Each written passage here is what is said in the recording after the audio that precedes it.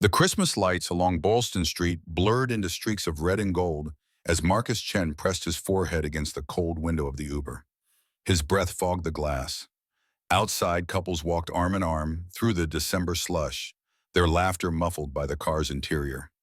He'd stopped counting how many paired bodies he'd seen tonight. The number only made the weight in his chest heavier. The driver navigated through Back Bay traffic without speaking. Marcus appreciated the silence. Small talk would have required energy he didn't have, not after what had just happened. His phone buzzed in his pocket. He knew without looking it was Rachel. His sister possessed an almost supernatural ability to sense when things went wrong. The text would say something like, "How'd it go?" followed by hopeful emojis she insisted on using, despite being a litigation attorney who demolished opposing counsel for a living. He let it go to voicemail. The Riverside Tavern materialized ahead, its facade strung with icicle lights that reflected off the Charles River. Marcus had chosen this place carefully. Not too fancy, which might suggest he was trying too hard.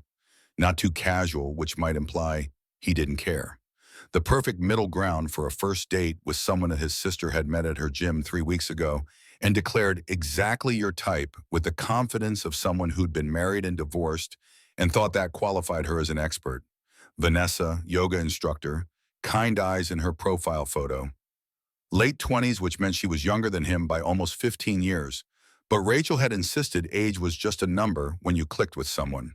Marcus had stopped arguing about these setups 6 months ago. Easier to show up, go through the motions. Add another name to the list of women who discovered his life came with complications they hadn't signed up for. He paid the driver and stepped into the December cold. The temperature had dropped since he'd left Somerville an hour ago. His breath emerged in white clouds.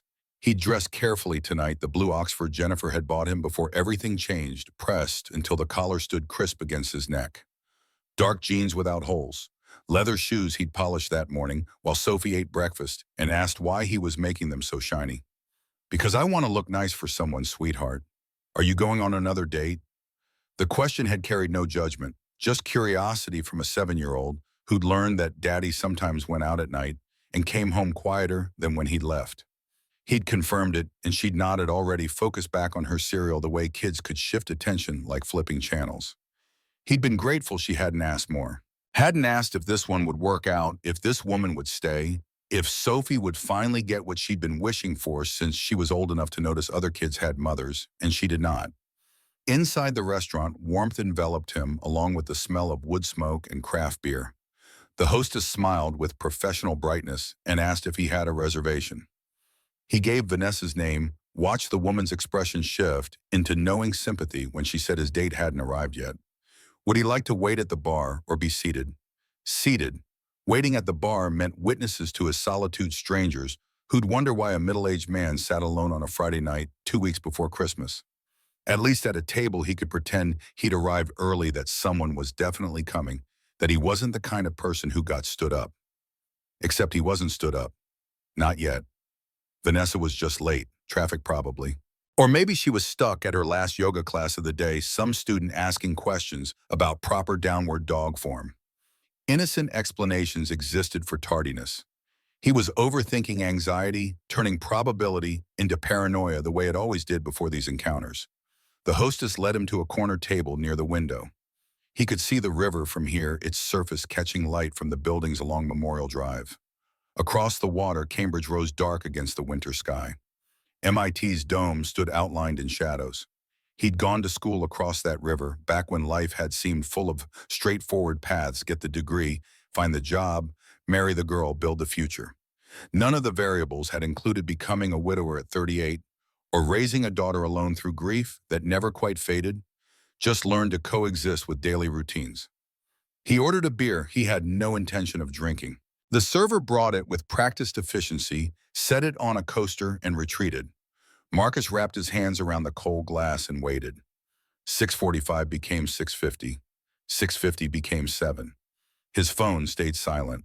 No text saying she was running late, no apologetic call about traffic, just absence stretching into certainty. She wasn't coming. Whether she'd gotten cold feet or genuinely forgotten, or simply decided a 44-year-old accountant with baggage wasn't worth her Friday night, the result remained the same. Empty chair, untouched beer, Another entry in the ledger of failures. He should have left then. Should have put cash on the table for the beer he hadn't drunk and headed home to relieve the babysitter who'd agreed to stay late. But something kept him in the chair, some stubborn refusal to let the evening end without at least trying. Maybe Vanessa would still show. Maybe she was just really late. Maybe this time would be different from all the others. 7:15 arrived with footsteps he recognized without turning heels on hardwood, quick and purposeful. He straightened in his chair, arranged his face into something he hoped looked welcoming rather than relieved. But when he looked up, the woman approaching wasn't Vanessa. Rachel stood at his table, her courtroom expression firmly in place. She'd changed from her work suit into jeans and a sweater, but the lawyer armor remained in her posture, the set of her jaw. She pulled out the chair across from him and sat without asking permission. Marcus's stomach dropped. "You called her." Rachel held up her phone, showing him a text thread he couldn't read from this distance but could guess the contents of. "Vanessa messaged me 20 minutes ago. She's not coming." The words landed with familiar weight. He'd heard variations of this news 12 times in the past 2 years. The phrasing changed, not feeling it. Bad timing. You're great, but the meaning stayed constant. Thanks, but no thanks. You and your complicated life don't fit into my future plans. What reason did she give? Rachel's expression softened in the way that made everything worse. Pity from strangers he could handle. Pity from his sister felt like proof he'd failed at something fundamental. She said she's not ready for a ready-made family, that you're sweet, but it's not going to work. The exact words from the text probably included more qualifiers, more cushioning around the rejection. Women like Vanessa, kind women, the ones who genuinely felt bad about not wanting what he had to offer, always wrapped their nose in layers of compliments. "You're amazing, but I really like you, but Sophie sounds wonderful, but..." The "but" was the only word that mattered. Marcus picked up his beer and took a long drink. It tasted like every other beer in every other restaurant where he'd sat waiting for women who either showed up and left early or didn't show up at all. Bitter, cold, temporary distraction from the ache that lived permanently in his chest. Rachel reached across the table and squeezed his hand. Her wedding ring caught the light, the one from her first marriage, that she still wore sometimes because she said it reminded her that survival was possible even after your world fell apart. "I'm sorry. I really thought she'd be different. They always think the next one will be different. That's why there's always a next one." His sister's face creased with concern that made her look older than 46. She'd been fighting his battles since they were kids in Quincy, sharing a bedroom in their parents' cramped apartment. She'd stood between him and bullies in middle school, talked him through panic attacks before college exams, held his hand at Jennifer's funeral when his own hands had shaken too badly to function. Now she was trying to fix his loneliness like it was a legal problem she could argue into submission. "Maybe you need to stop looking for a while. Just focus on you and Sophie." He'd heard this advice before from well-meaning friends, and his therapist and the grief counselor Jennifer's oncologist had recommended. Take time for yourself. Heal. Don't rush into anything. As if loneliness operated on a schedule, as if it would politely wait until he felt ready to address it. "Sophie asked me this morning why she doesn't have a mommy like the other kids." Rachel's hand tightened on his. "She's 7. Of course she's asking questions." I didn't know what to tell her. The truth hung between them, heavy and obvious. Sophie didn't have a mother because Jennifer had died when Sophie was 14 months old, too young to remember the woman who'd given her life and then been forced to leave it. Because Marcus had spent 6 years trying to be both parents and failing at both. Because every woman he met took one look at his situation and decided she'd rather find someone less complicated, someone whose life didn't include a grieving child and memorial photos on the mantle and the ghost of a perfect love that had ended too soon. The server approached and Rachel ordered wine without looking at the menu. When the woman left, Rachel leaned forward with her trial attorney focus. That meant she was about to say something Marcus wouldn't want to hear. "Have you considered that maybe traditional dating isn't working? Because you're not approaching this like a traditional situation?" "What does that mean? You're looking for someone to fall in love with you and Sophie simultaneously? That's a lot to ask from strangers over appetizers." "Maybe you need to think about this differently, more practically." He pulled his hand back from hers. "Practically. Like what finds someone who wants a green card marriage? I'm saying maybe romance isn't the starting point. Maybe you need someone who wants the same things you want: family, partnership, stability, and you build the feelings from there. That's not how relationships work. Says who? Rachel's voice sharpened with the edge she used when cross-examining witnesses. Arranged marriages have existed for thousands of years. They work because both people go in with clear expectations and build something real from practical foundations. You're trying to find lightning in a bottle when maybe you should be looking for someone who needs what you can offer and can offer what you need. The logic was pure. Rachel, reduce emotion to transaction. Find the rational solution, execute the plan. It had served her well in law, less well in her personal life given that her marriage had imploded when her husband decided he preferred the paralegal he was sleeping with to the wife he'd promised to honor. But she meant well. She always meant well when she tried to solve his problems with legal precision. I don't want to marry someone who's with me because it makes practical sense. Jennifer and I know. Rachel's interruption was gentle but firm. You and Jen had something beautiful. But she's gone, Marcus. And you're here exhausted and lonely trying to do everything alone because you think that's what honoring her means. She wouldn't want this for you. The words struck too close to truth. Jennifer had made him promise in those final days when the morphine barely touched her pain, and every breath was a battle she was losing. Promise me you'll be happy. Promise you won't let this break you. Promise you'll give Sophie a good life, even if I can't be there to help. He'd promised everything she'd asked, meaning every word in that hospital room that smelled like antiseptic and death.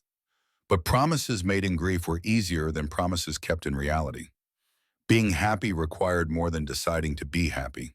It required meeting someone who could accept his life as it was, complications included. And that person, it seemed, did not exist within his social circle or his sister's gym or anywhere the dating apps could find her. The wine arrived. Rachel drank half the glass in one go, then fixed him with the stare she probably used on hostile witnesses. Let me set you up one more time. I know someone at my firm recently divorced, has a kid of her own. She'd understand what you're dealing with. No more setups. I can't keep doing this. Then what? You're just going to resign yourself to being alone? The question carried no judgment, just genuine concern. Rachel wanted him to be happy. Everyone wanted him to be happy. The problem was that happiness seemed to require variables he couldn't control. Finding someone who wanted him and Sophie as a package, who saw his daughter as an addition rather than a complication, who could look at his small life and see possibilities instead of limitations. I don't know, maybe I'll try the apps again. The apps were worse. At least blind dates came with personal recommendations, some filter of compatibility. Apps were warfare. Swipe through hundreds of faces, match with women who unmatched the moment he mentioned Sophie in his profile message, back and forth with people who disappeared when conversation shifted from banter to substance. He deleted Hinge and Bumble 6 months ago after a woman had told him point blank that single fathers were damaged goods, and she wasn't interested in being anyone's rehabilitation project. Rachel finished her wine and signaled for another. Around them, the restaurant filled with Friday night energy couples, leaning close over candles, groups of friends laughing over shared plates, the ambient buzz of people who belonged to someone or something. Marcus felt like a ghost at his own table watching a world he no longer had access to. Come to Christmas dinner at my place. Rachel's shift in topic was strategic, moving them away from dangerous emotional territory. Bring Sophie. David's making that ridiculous turkey he brines for 3 days. David was Rachel's boyfriend, a software engineer she'd been seeing for 8 months. Nice guy, patient with Rachel's work schedule and emotional unavailability. The kind of steady presence Marcus used to be for Jennifer, back when steady was enough. We'll be there. And you'll actually talk to people, not just sit in the corner doing your wounded widower routine. The accusation stung because it was accurate. He'd become that person at social gatherings, the one who made small talk for exactly long enough to be polite, then retreated to the edges and waited until he could leave without being rude. Grief had turned him into someone he didn't recognize, someone who found exhausting what used to feel effortless. I'll talk. Promise, promise. Rachel stood, leaving money for her wine on the table. She leaned down and kissed his forehead the way their mother used to when they were small and the world was simple. You're a good man, Marcus, a good father. The right person will see that. When this question came out, raw, stripped of the control he usually maintained. Rachel's eyes filled with the same helplessness he felt. She didn't have an answer. Nobody did. Timing wasn't something you could argue into existence or negotiate like a settlement. It happened when it happened, and until then, you just kept showing up, kept trying, kept hoping that eventually the math would work in your favor. She left him alone at the table with his untouched beer and the ghost of another failed attempt. He should go home, should call it a night, pick Sophie up from the neighbor who'd agreed to watch her fall asleep to the sound of her breathing in the next room. Tomorrow was Saturday. They'd make pancakes, go to the library, do all the weekend rituals that made their small life feel complete, even when it wasn't. But he didn't move, couldn't move. Some part of him refused to let the evening end like this, another data point in the spreadsheet of his loneliness. Another night that proved he was going to spend the rest of his life there alone because no one wanted what he had to offer. The server appeared to clear Rachel's wine glass. "Can I get you anything else? Just the check." She returned with the bill and he paid cash, leaving more tip than the single beer warranted. He stood pulling on his coat, preparing himself for the cold walk to the tea station and the train ride home, and the explanation he'd have to give Sophie tomorrow when she asked how his date went. He'd learned to lie smoothly. It was fine, nothing serious. "Maybe we'll try again sometime." Sophie had learned to stop asking follow-up questions, reading the truth in his tone, even when he didn't speak it. That's when the voice cut through the ambient noise of the restaurant. "Excuse me, would you consider being my husband?" Marcus turned certain he'd misheard. Certain exhaustion and disappointment had collaborated to create an auditory hallucination. The woman sat at the table directly adjacent to his, facing him with an expression that suggested she'd said something completely normal rather than utterly insane. Late 30s, he guessed. Dark hair pulled back from a face that would have been severe except for the vulnerability flickering in her eyes. She wore a charcoal suit that screamed money, the kind of tailoring that cost more than his monthly rent. Everything about her communicated power, from the straight line of her spine to the way she held his gaze without flinching. "I'm sorry." The words came out automatic, brain still processing what his ears had heard. "I asked if you would consider being my husband." The woman's voice remained steady, no hint of humor or uncertainty. "I'm serious." The restaurant seemed to tilt. This had to be a prank. Hidden cameras, some viral video setup where strangers proposed to people and filmed their reactions for internet points. He glanced around looking for accomplices, but found only normal Friday night diners, ignoring them completely. "I don't understand." The woman gestured to the empty chair across from his abandoned table, the seat where Vanessa should have been. "I heard everything. Your date, what she said about not being ready for your daughter." Heat crawled up Marcus's neck. Bad enough to be rejected. Worse to discover someone had witnessed the whole humiliating conversation with Rachel, had heard him admit his failures to his sister in a public restaurant, like he had no sense of privacy or dignity. "Look, I appreciate whatever this is, but I need to go."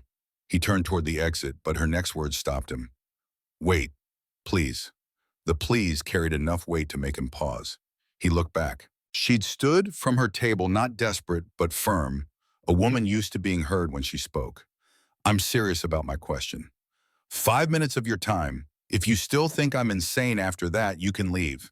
Every instinct screamed at him to walk away.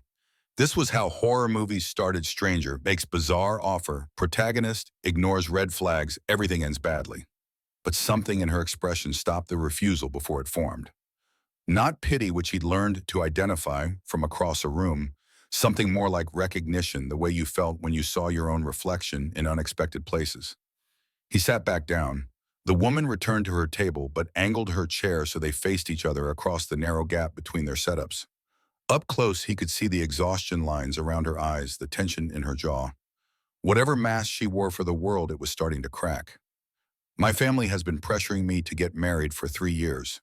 The words came out measured, like she'd rehearsed them, but was still figuring out the delivery. Marcus said nothing. Waited. "Every holiday they parade men in front of me. Lawyers, doctors, venture capitalists, anyone they think has the right pedigree and bank account. They've decided I'm broken because I'm 37 and unmarried without children, and they're determined to fix me whether I want fixing or not." She pulled out her phone, set it on the table between them. Her screensaver was a corporate logo, Technova Solutions, a name Marcus vaguely recognized from business news. "Every man I've dated in the past 4 years has wanted two things: my money, or my connections. I built my company from nothing, and now that it's worth something, I can't find anyone who wants me instead of what I have. The bitterness in her voice was familiar. Different circumstances, same isolation. Marcus knew what it felt like to be reduced to components, not a whole person, just parts that added up to more trouble than value. The server appeared and the woman ordered wine for both of them without asking Marcus's preference. When they were alone again, she leaned forward slightly. I want a family, not the transaction my parents keep trying to arrange where I marry someone suitable and produce heirs like it's a business merger. I want people who actually care about each other, who show up for each other, who choose to be together because they want to be, not because society or money or pressure tells them they should. Why me? Fair question. The woman's mouth curved into something almost resembling a smile. I've been sitting here for 40 minutes waiting for my own disappointing evening to begin. I heard you talking to the bartender before your date arrived. You told him your daughter drew you a picture of a reindeer this morning because she's learning about Rudolph in school and she thinks he's the best character because being different makes him special. Marcus blinked. He had said that making conversation while the bartender poured his beer. Small talk about Sophie, the way he filled silence with the one good thing in his life. I can't have children. The confession came without warning, stripped of emotion. Just fact delivered like a medical diagnosis. Endometriosis. Severe enough that by the time I got it diagnosed, the damage was done. Irreversible. My ex-fiancé called off our wedding 3 weeks before the ceremony when I told him. Said he wanted a real family, not a defective wife who couldn't give him children. Anger flared hot in Marcus's chest, instant and protective. That's horrible. Yes, it is. But it's also my reality. The woman held his gaze. You have a daughter who needs a mother figure. I want to be a mother, but can't physically have children. You keep getting rejected for having a child. I keep getting rejected for not being able to produce them. What if we helped each other? The logic was insane. Utterly, completely insane. You didn't marry strangers because you both had problems that might theoretically solve each other. That wasn't how functional relationships worked. But then again, traditional relationships weren't working either. 12 rejections in 2 years.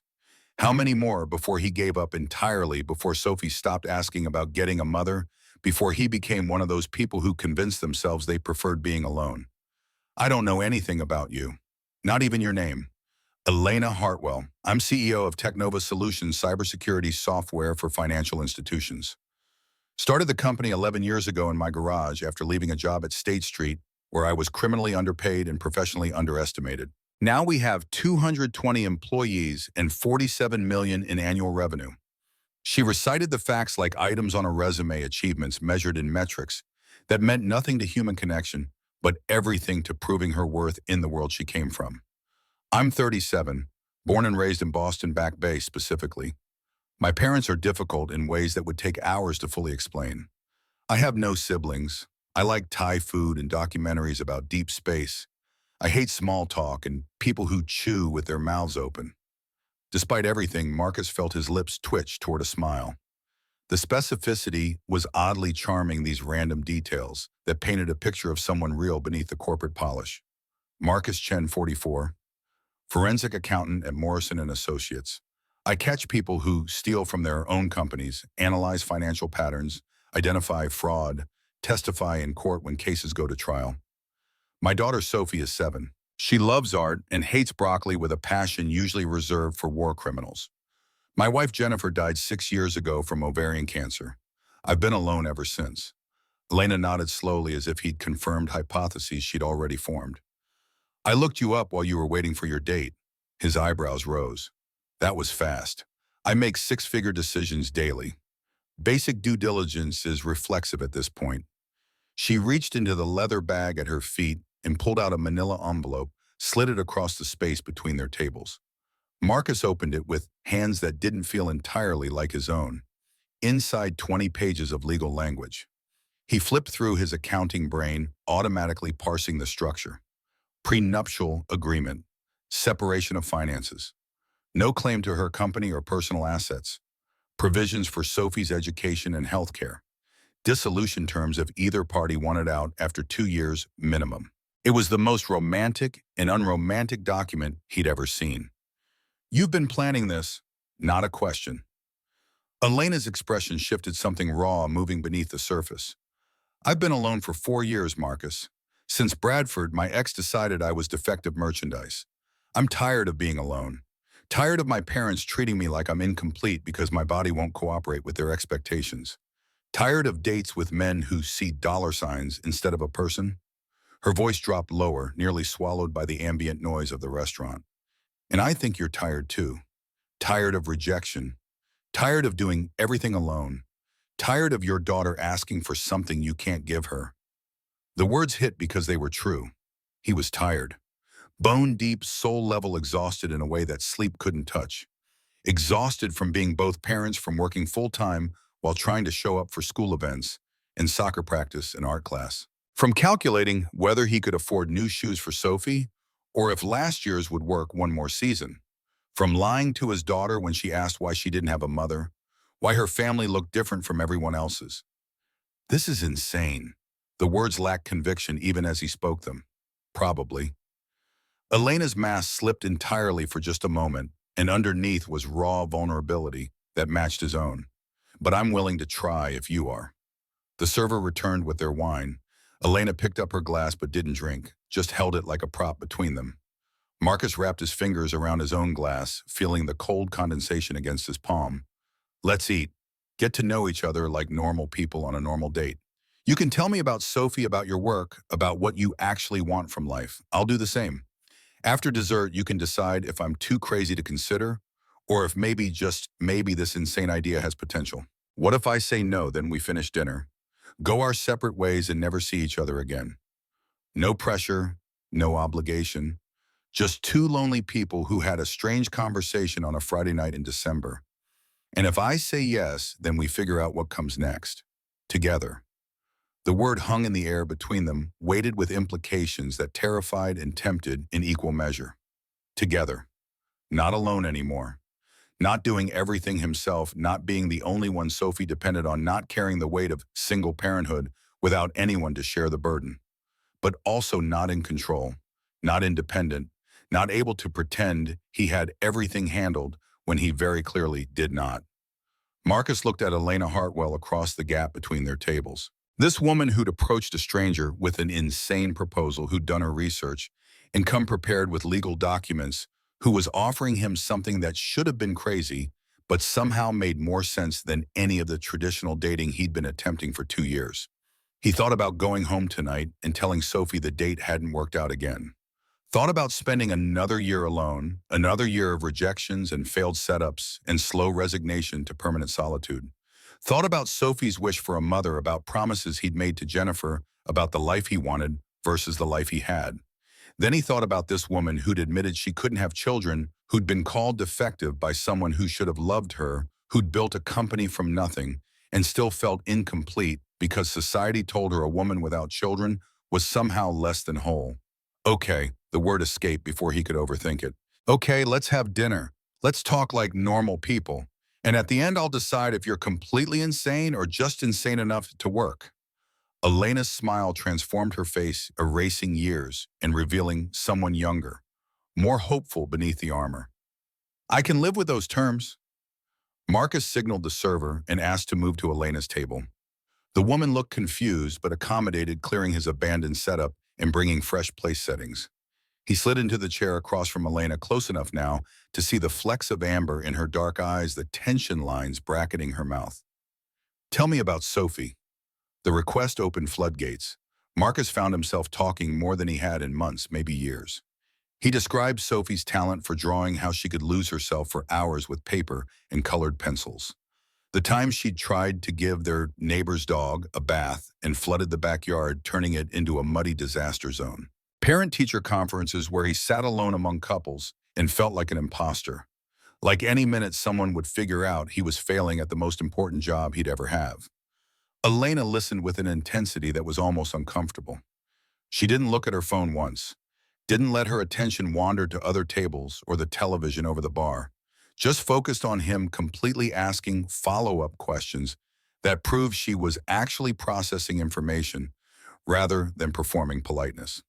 When the server came to take their order, Elena asked what Sophie's favorite food was. When Marcus said pancakes with chocolate chips, Elena ordered the restaurant's take on breakfast for dinner without hesitation. Marcus got something he didn't taste later, too focused on the conversation to care about food. Tell me about your company. Elena's eyes lit up in a way they hadn't before, passion, replacing the careful control she wore like armor. I saw a gap in the market, mid-sized banks that couldn't afford enterprise-level security, but needed better protection than off-the-shelf solutions. Everyone was focused on the Fortune 500 companies or the tiny startups. Nobody was serving the middle ground. So I built something specifically for that sector. She described teaching herself to code at night while working days as a junior analyst at State Street, sleeping 4 hours, living on instant noodles, maxing out credit cards to make payroll in those early years when every month was a dice roll between survival and bankruptcy. My parents told me I was throwing my life away. My father, he's old Boston money expectations carved in granite, said I should have gone to law schools like he wanted. My mother, who spent her whole life trying to fit into that world, said no man would want a woman who works 70-hour weeks. Bitterness crept into her tone. They cut me off financially when I refused to quit. Said I needed to learn about consequences, that I'd come crawling back when reality hit. Instead, I proved them wrong, built something they couldn't deny or diminish. And they hate that almost as much as they hate that I'm 37 and unmarried. Did you, Marcus asked, learn about consequences? I learned that people who claim to love you shouldn't attach conditions to that love. That family isn't just blood, it's who shows up when things get hard. The woman leaned back in her chair. My parents haven't figured that out yet. Not sure they ever will. The server cleared their plates and brought dessert creme brulee neither of them touched. Elena pulled out her phone and set it on the table between them. Put your number in. Let me meet Sophie. Let's see if this insane idea could actually work before we commit to anything legal. Marcus's hands trembled as he picked up the phone. This was the moment. The point where he either ran back to safety or jumped off the cliff into complete unknown territory. He typed in his number, handed the phone back. Elena's expression didn't change, but something in her eyes softened. Relief maybe, or hope. I mean it. I want to meet Sophie. Want to see if we can build something real out of this practical arrangement. Not romance first, that feels like too much pressure for both of us. But partnership, friendship maybe, and see if that can grow into something more. Why are you really doing this? The question came out harsher than he intended, but Elena didn't flinch. Because I'm tired of being alone. And because when I heard you talk about your daughter tonight, the love in your voice, the pride, I thought that's what family sounds like. That's what I want. She stood gathering her bag and coat, left cash on the table to cover both meals, more than enough. Then she paused before the exit, turning back. Think about it, Marcus. But don't take too long. Loneliness has a way of making us settle for less than we deserve, and I think we both deserve better than settling. Then she walked out into the Christmas lights and winter darkness, leaving him alone at the table with a phone that buzzed immediately with an incoming text. This is Elena. Call me when you're ready. For the first time in 6 years, Marcus felt something other than resignation. Something dangerous and terrifying and impossible to ignore. Hope. He sat in the restaurant for another 20 minutes, staring at Elena's message, trying to process what had just happened. A stranger had propositioned him for marriage based on overhearing one conversation, had come prepared with legal documents and research about his professional life, had looked at his messy, complicated reality and seen potential instead of problems. It was insane. Every rational part of his brain screamed that this was how people ended up in bad situations, trusting strangers who made impossible promises, believing in solutions that seemed too good to be true. But Elena hadn't promised anything impossible, hadn't claimed love or passion or happily ever after, just offered partnership, practical help, the possibility that two lonely people might build something worthwhile together. Marcus paid his own bill, she'd left cash for hers, and walked out into the December cold. The T ride back to Somerville passed in a blur. His mind couldn't stop replaying the conversation, analyzing Elena's proposal from every angle, like he analyzed financial statements for inconsistencies. On one hand, completely insane. You didn't marry strangers. You didn't build families on transactional foundations. You didn't let your daughter meet someone who might be using you for some ulterior purpose he couldn't identify yet. On the other, what if Rachel was right? What if traditional romance wasn't the path for someone in his situation? What if approaching this practically two people with compatible needs making a deliberate choice made more sense than waiting for lightning to strike? He emerged from Davis Square Station and walked the 6 blocks to his rental house. The lights were on. Mrs. Kowalski from 2 doors down had agreed to watch Sophie for the evening. 72 years old, widowed for a decade, she treated Sophie like the granddaughter she'd never had. She'd been charging him $20 an evening until he'd discovered she was putting that money into a college fund she'd started for Sophie without telling him. Now he paid her 40, and she pretended to be annoyed, but always said yes when he called. Mrs. Kowalski looked up from her knitting when Marcus entered. "How was your date?" "Fine." It didn't work out. The older woman's expression shifted into the sympathy he'd learned to expect. She patted his hand as she gathered her things. "The right person will come along, Marcus. You just have to keep faith." He paid her and waited until she'd walked safely back to her own house before checking on Sophie. His daughter slept sprawled across her twin bed covers, kicked off one arm, wrapped around the stuffed rabbit she'd had since infancy. Her face was peaceful, unmarked by the complications that dominated his life. Marcus covered her with the blanket she'd rejected in sleep, brushed hair back from her forehead. She stirred but didn't wake, just made a small sound and rolled toward the wall. He sat on the edge of her bed, watching her breathe, trying to imagine bringing a stranger into this small, safe world they'd built together. Elena wanted to meet Sophie, wanted to see if they could build something real. The offer terrified him. What if Sophie liked Elena, and then Elena decided this was too complicated? What if his daughter got attached and then got hurt when the arrangement fell apart? He'd spent 6 years protecting Sophie from exactly that kind of loss. But he'd also spent 6 years protecting himself, using Sophie as a shield against vulnerability, telling himself he was being a good father when really he was being a coward, afraid to let anyone close enough to hurt them both, afraid that choosing someone new meant betraying Jennifer's memory, afraid that happiness was something that happened to other people, not to widowed accountants who couldn't afford anything beyond survival. His phone buzzed in his pocket. "Rachel, how'd the rest of the night go? Please tell me you didn't just go straight home." He stared at the message for a long moment. Should he tell his sister about Elena, about the insane proposal and the prenup, and the possibility that maybe, just maybe, there was a path forward he hadn't considered? Not yet. Not until he'd figured out what he wanted to do. Rachel would either tell him he was crazy or start planning the wedding, and neither response would help him think clearly. Stayed for dinner. Did some thinking. "I'm okay." 3 dots appeared, then disappeared, then reappeared. Okay as in actually okay, or okay as in you're lying but don't want to talk about it. "Actually okay. Talk tomorrow." He silenced his phone and went to his bedroom. The house was small, 2 bedrooms, 1 bathroom, kitchen, barely big enough for their small table. They'd lived here for 4 years, since the landlord had offered him a deal he couldn't refuse after Jennifer died, and the medical bills had nearly destroyed them financially. It wasn't much, but it was theirs, and Sophie had never known anything else. What would she think of Elena's penthouse in Seaport, the gleaming appliances and floor-to-ceiling windows, and space that probably cost more per month than Marcus earned in a year? Would she feel out of place, or would she see it as an adventure, the way kids could transform anything into magic? Marcus pulled out his laptop and did what Elena had done: research. Technova Solutions had excellent reviews on Glassdoor. Employees talked about competitive salaries, strong benefits, a CEO who remembered people's names and asked about their families. The company had been profiled in Boston Business Journal 3 times in the past 5 years. Always growing, always innovating, always one step ahead of competitors. Elena Hartwell had a LinkedIn profile that read like an entrepreneurial success story. Summa cum laude from BC, started in finance, pivoted to tech, built something from nothing. No mention of personal life, no photos beyond a professional headshot that made her look severe and unapproachable. He searched for Bradford, her ex-fiancé, but found nothing useful. Probably changed his privacy settings after the breakup, or maybe Elena had scrubbed him from her digital footprint.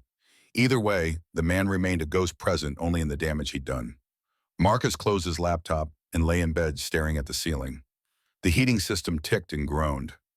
Outside traffic on Highland Avenue hummed at intervals. Sophie's breathing carried from the next room, steady and soft. He pulled up Elena's text one more time. "This is Elena. Call me when you are ready." When would he be ready? Tomorrow. Next week, never. How did you know when to take a risk this big, when the stakes included not just your own heart, but your daughter's future? The answer he realized was that you never knew. You just decided, made a choice and dealt with the consequences. Hoped that the universe rewarded courage more than it punished stupidity. He set his phone on the nightstand and closed his eyes. Tomorrow was Saturday. He'd make Sophie pancakes. They'd go to the library, check out books about reindeer and whatever else caught her attention. Normal weekend rhythms that made their small life feel complete even when it wasn't. And maybe sometime in the next few days, he'd call Elena Hartwell, ask her to meet his daughter, see if this insane idea had any potential beyond desperation and loneliness. Maybe. 3 days passed before Marcus called. 3 days of normal routines that felt increasingly hollow. Breakfast with Sophie, work analyzing spreadsheets that tracked money, he'd never have evenings helping with homework, and reading stories and tucking his daughter into bed before collapsing into his own exhausted sleep. 3 days of thinking about Elena's offer from every possible angle. The practical benefits: financial security for Sophie, a mother figure she'd been asking for partnership in the overwhelming task of parenthood. The risks: bringing a stranger into their lives, modeling a relationship based on transaction rather than love, teaching Sophie that families were built on need rather than connection. Rachel called twice. He avoided her both times, not ready to explain what he was considering. His sister would have opinions, strong ones, and he needed to figure out his own position before defending it against her cross-examination. Monday morning started the same way every Monday started for the past 6 years. 5:30 alarm. Shower while the coffee's brewed. Wake Sophie at 6, help her pick out clothes that weren't too mismatched. Make breakfast while she ate at their small kitchen table, chattering about weekend events he'd already heard 3 times but listened to anyway, because hearing her voice made the exhaustion worthwhile. He packed her lunch: turkey sandwich string, cheese apple slices. He knew she'd trade away juice box. Drove her to Somerville Elementary by 7:15. Watched her run toward the building with bare backpack bouncing, purple coat bright against the gray morning. Then sat in the parking lot for 5 minutes before starting his own commute, letting himself breathe in the quiet before the real day began. 45 minutes on the Red Line to downtown crossing. Packed shoulder to shoulder with commuters who'd perfected the art of avoiding eye contact. Up to Morrison and Associates on the 14th floor of a building that had been modern in 1985 and hadn't updated since. His desk was in a cluster of 5 cubicles, gray fabric walls that absorbed sound and hope in equal measure. He booted up his computer and dove into the preliminary audit for Newton Energy, a mid-sized utility company in Waltham that wanted to go public in 18 months.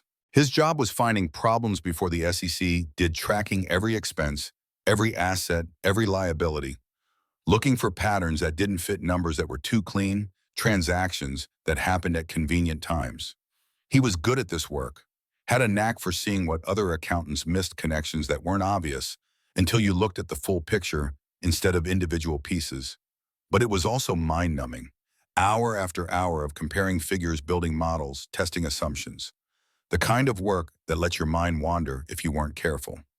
His mind wandered to Elena. The proposal still seemed insane in the harsh light of Monday morning.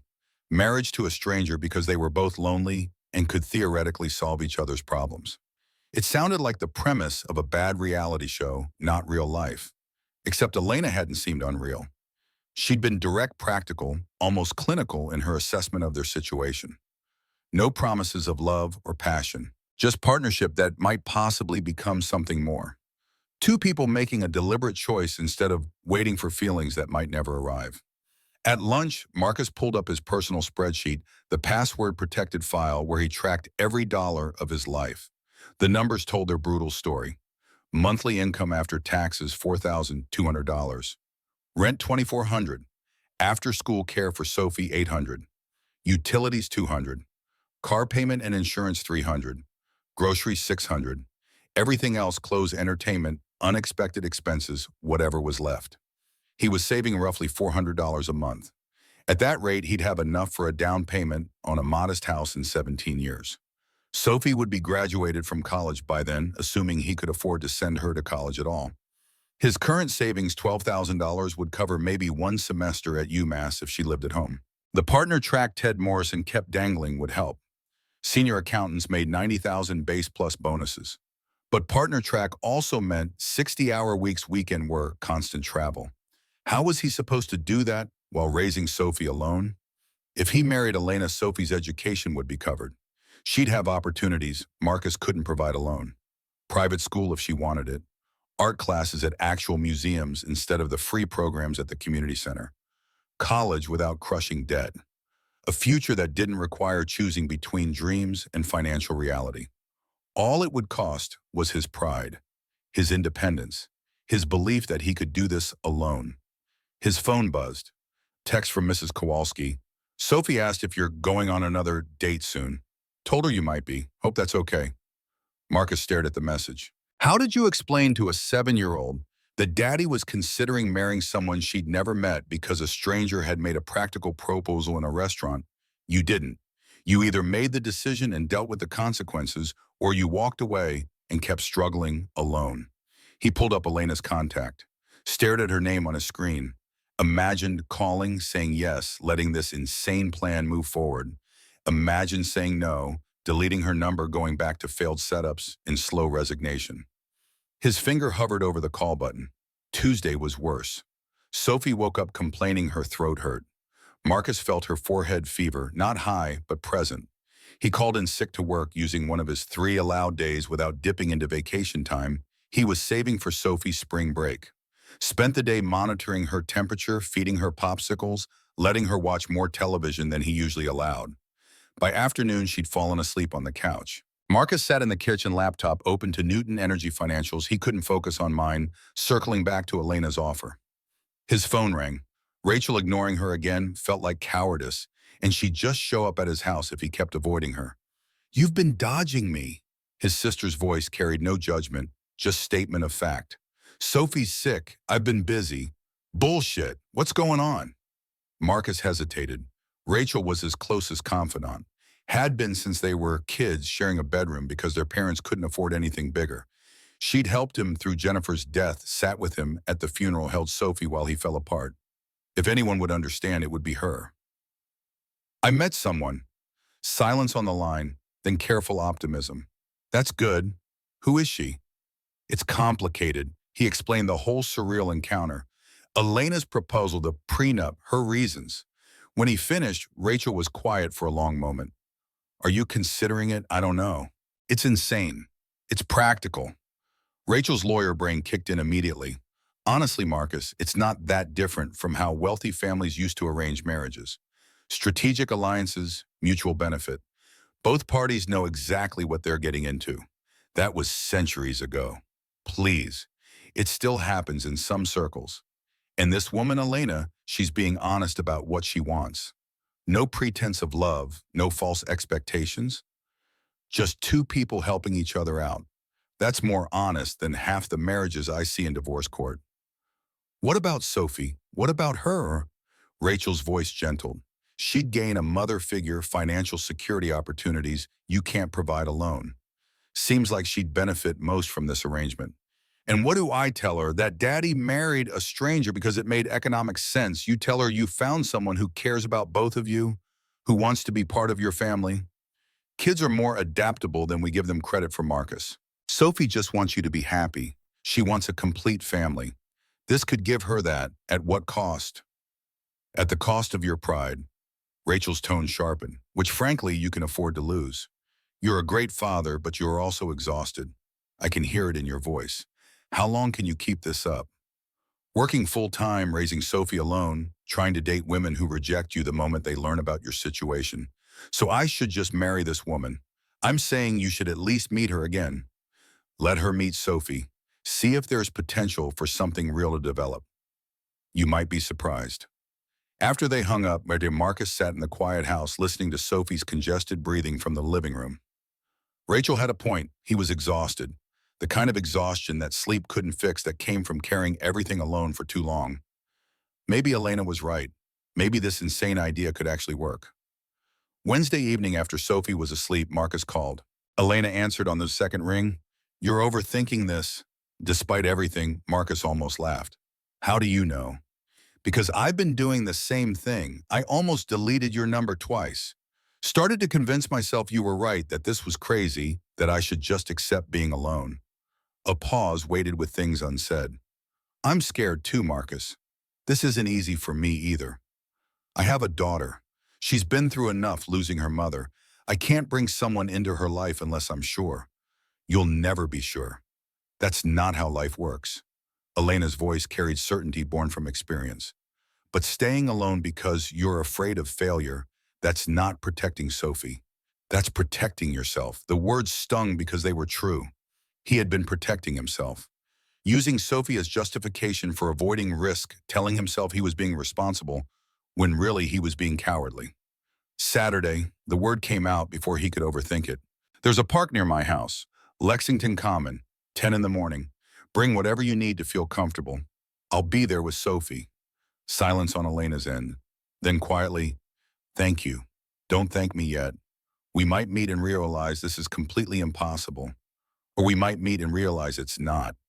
Marcus hung up and sat in the darkness of his bedroom, wondering if he'd just made the best decision of his life or the worst. Tomorrow he'd have to explain to Sophie that they were meeting someone. Figure out how to frame it so a 7-year-old could understand without getting her hopes up too high. But tonight he just let himself feel it. The dangerous, terrifying possibility that maybe he didn't have to do this alone anymore. That maybe Elena Hartwell could become part of their lives. That maybe Sophie would finally have what she'd been asking for. Maybe. Thursday passed in a blur of work and worry. Marcus found himself checking his phone obsessively, making sure Elena hadn't texted to cancel. She didn't contact him at all, actually, which somehow felt worse than backing out. Radio silence that let his anxiety build without interruption. Friday morning, he told Sophie about the park plan. We're meeting someone tomorrow, a friend of mine. Sophie looked up from her cereal, suspicious in the way of children who'd learned to read subtext. What kind of friend?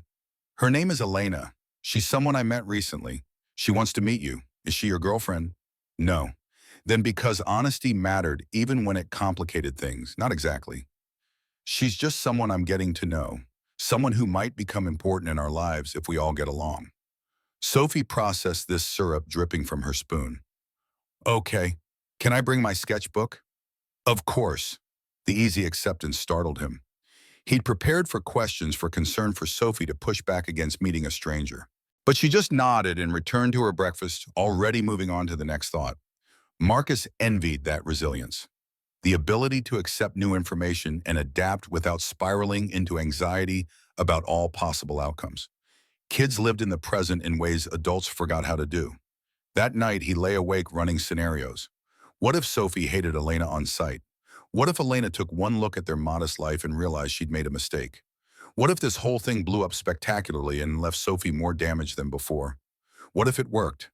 That possibility terrified him most of all, because if it worked, everything would change. His small, controlled life would expand in ways he couldn't predict or manage.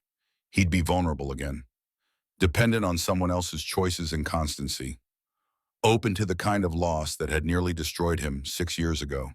But if it worked, Sophie would have a mother. He'd have a partner. They'd have opportunities and security and the chance to build something bigger than survival.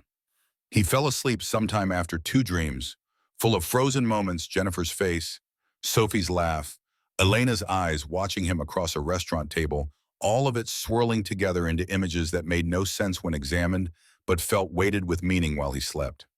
Saturday morning arrived with crystal clarity. Cold December sunshine, temperature in the low 30s, no wind. Perfect park weather if you dress for it. Marcus made chocolate chip pancakes, Jennifer's recipe that he'd perfected over 6 years of Saturday mornings. Sophie ate 3, getting syrup on her chin, chattering about the art project her teacher had assigned for winter break. Something about drawing your family doing something together. I'm going to draw us at the park today with your friend Elena.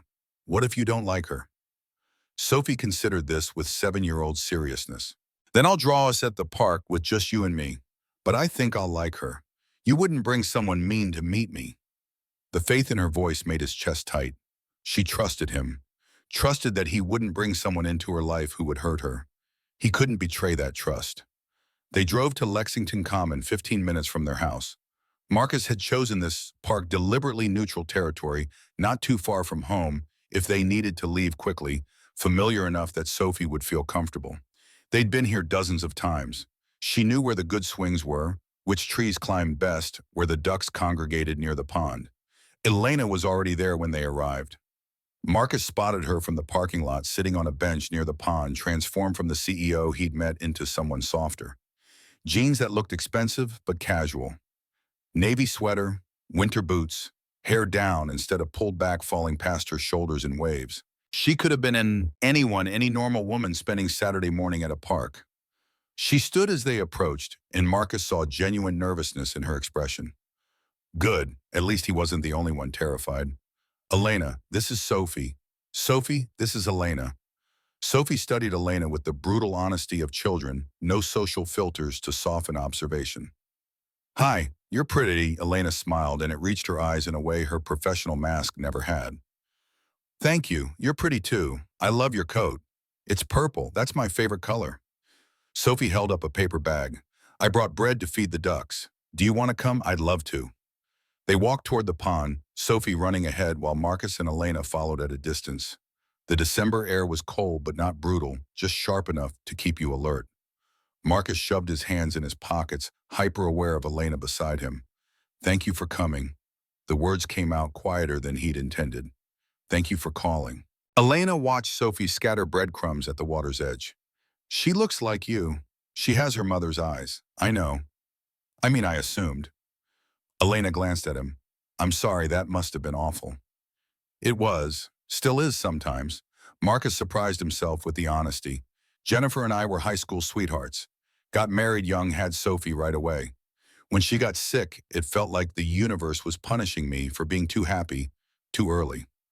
Elena was quiet for a moment. Then, my mother died when I was 12. Car accident. Black ice on Route 2. I spent years being angry at the universe too. I'm sorry, it was a long time ago, but her voice carried old pain. My father remarried 4 years later. I hated my stepmother at first, Catherine. Thought she was trying to replace my mom, but she was patient with me. Eventually, I realized she wasn't replacing anyone, just adding something new. Marcus understood the implication. Is that what you think you'd be doing with Sophie? I don't know what I'd be doing. Elena's vulnerability showed through the careful control. I've never been a mother, never been around children much, honestly. I'm terrified I'll mess this up, that Sophie will hate me, that I'll prove Bradford right, that I'm incomplete, that I can't do this. You're not incomplete. Try telling my parents that. Bitterness crept into her tone. Actually, don't. They'd probably agree with him. Sophie ran back toward them, eyes bright. There's a really fat duck. Come see. She grabbed Elena's hand without hesitation, pulling her toward the water. Elena let herself be led, glancing back at Marcus with an expression that might have been panic or might have been joy. He followed, watching his daughter and this stranger who wanted to be part of their lives. The duck was indeed fat, puffed up against the cold. Sophie named him Duke because he looked fancy, insisted on giving him extra bread, despite Marcus's reminder about feeding wildlife. Elena laughed at something Sophie said, genuine laughter, not the polite sound adults made around children they didn't really like. They stayed at the park for 2 hours. Sophie showed Elena her sketchbook, the drawings she'd been working on. Animals, mostly, with some portraits of Marcus that were surprisingly accurate for a second grader. Elena praised her technique, asked questions that showed she was actually looking at the art instead of just being polite. When Sophie asked if Elena could draw, Elena admitted she was terrible at it. Sophie immediately offered to teach her, explaining principles of shading and perspective that seemed advanced for her age. They sat on a bench, Sophie's serious face focused on correcting Elena's rabbit that looked more like a deformed potato, while Marcus stood nearby and watched his life potentially transform. Finally, Sophie's fingers got too cold to hold the pencil properly. Can we go home? I'm freezing. Of course. Marcus turned to Elena, unsure how to end this. Inviting her to their house felt like crossing a line, making this more real than he was ready for. Do you want to? He stopped. Elena waited. Come over. She finished for him, if that's okay with Sophie. Sophie nodded enthusiastically. You can see my room. I have like 100 drawings on my wall. Probably closer to 50. Marcus corrected, but he was smiling. Okay, follow us. The drive back to Somerville felt surreal. Marcus kept glancing in the rearview mirror, seeing Elena's Tesla behind his decade-old Honda Civic. The contrast couldn't be more stark, his life versus hers, poverty versus wealth. But she'd chosen to follow anyway. His rental house looked shabbier than usual through what he imagined were Elena's eyes. One-story ranch gray siding that needed repainting, small front yard with grass he kept trimmed but couldn't make lush. Inside, furniture bought, used on Craigslist, carpet worn in high-traffic areas, walls decorated with Sophie's artwork because he couldn't afford anything else. Elena stepped inside and didn't flinch. Just looked around with genuine interest, studying the photos on the mantel. Sophie at various ages. A few of Jennifer and Marcus from before, back when they'd been young and in love and thought they had forever. She was beautiful. Elena spoke softly, looking at a wedding photo. Marcus's throat tightened. Yeah, she was. Sophie grabbed Elena's hand again, familiar now in a way that made Marcus's chest ache. Come see my room. The house was small enough that Sophie's room was visible from the living room, a converted office barely big enough for a twin bed and dresser. But Sophie had made it her kingdom. Drawings covered every surface, walls, dresser taped to the closet door. A rainbow explosion of color and creativity. Elena stood in the doorway, taking it all in. Wow, I like to draw. Sophie's pride was obvious. I can see that. These are incredible. You have real talent. My teacher says I should take art classes, but they're expensive. Marcus winced.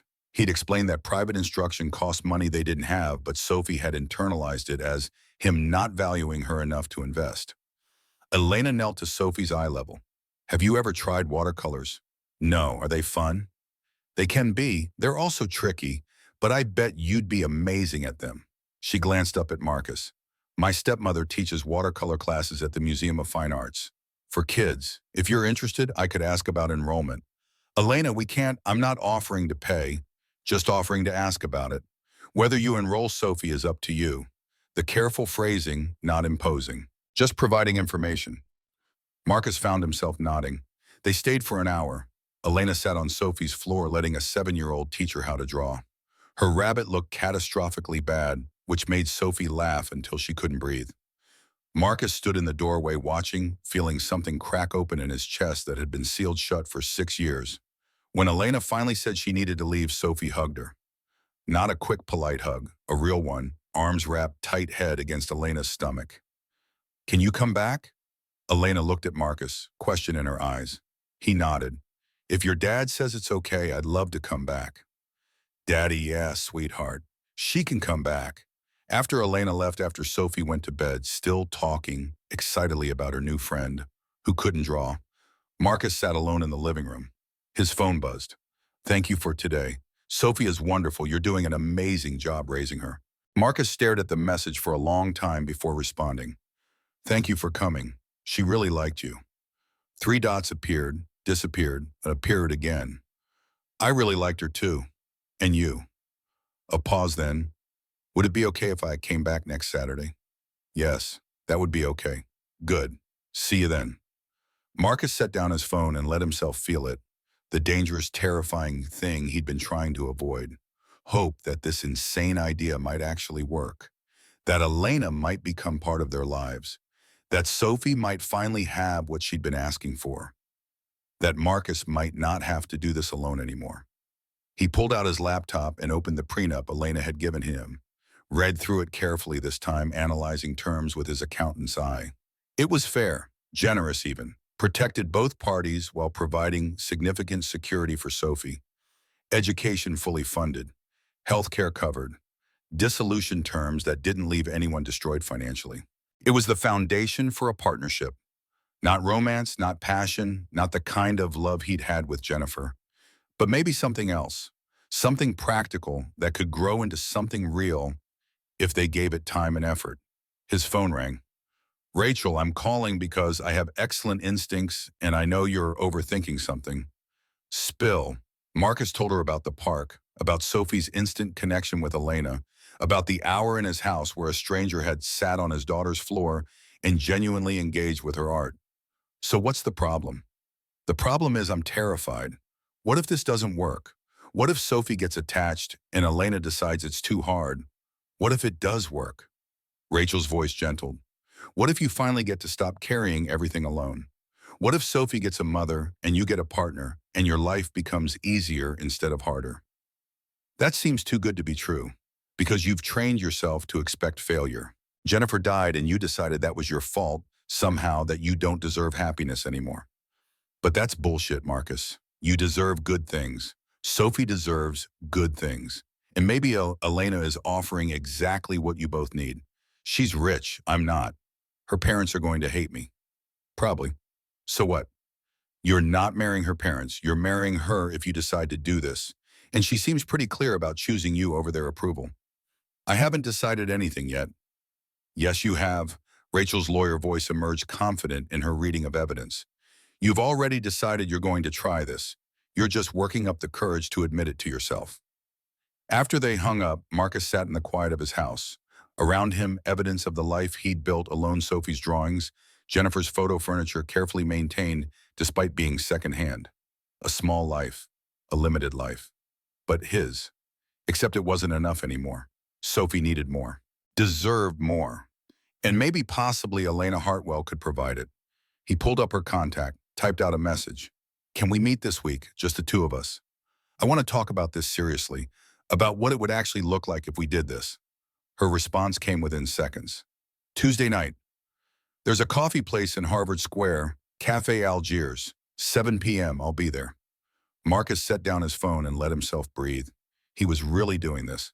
Considering marriage to a woman he'd met once, spoken to twice, who'd spent exactly one afternoon with his daughter. It was insane. But maybe insane was exactly what his situation required. Maybe traditional approaches had failed because his life wasn't traditional. Maybe the universe was offering him an unconventional solution to an impossible problem, and walking away from it would be the actual mistake. He'd know more Tuesday. After they talked like adults about expectations and boundaries and what partnership actually meant when you built it on foundation of mutual need rather than organic connection. He'd know if Elena Hartwell was serious about this insane proposal, if she'd thought through the reality of what she was offering, if she understood that marrying him meant signing up for school pickups and art projects in a 7-year-old who would need her in ways that couldn't be scheduled or controlled. Tuesday would tell him if this was real or just a beautiful mistake waiting to happen. Tuesday night, Marcus arrived at Cafe Algiers 15 minutes early. The narrow space smelled like cardboard and coffee grounds, its walls covered in faded photographs of writers who'd supposedly frequented the place decades ago. He chose a table in the back corner where they could talk without being overheard. Elena walked in exactly at 7 wearing business casual that suggested she'd come straight from work. She ordered mint tea without asking what he wanted, slid into the chair across from him, with the efficiency of someone who treated every meeting like a board presentation. Let's be direct, she pulled out a leather portfolio. I've drafted a more detailed agreement. Not legal yet, we'd need actual lawyers for that. But I want us to be completely clear about expectations before we go further. Marcus appreciated the bluntness. No pretense of this being a romantic coffee date, no dancing around the transactional reality of what they were discussing. She opened the portfolio to reveal a typed document, probably 10 pages. Living arrangements. I'm proposing we maintain separate residences initially. You and Sophie stay where you are. I stay in Seaport.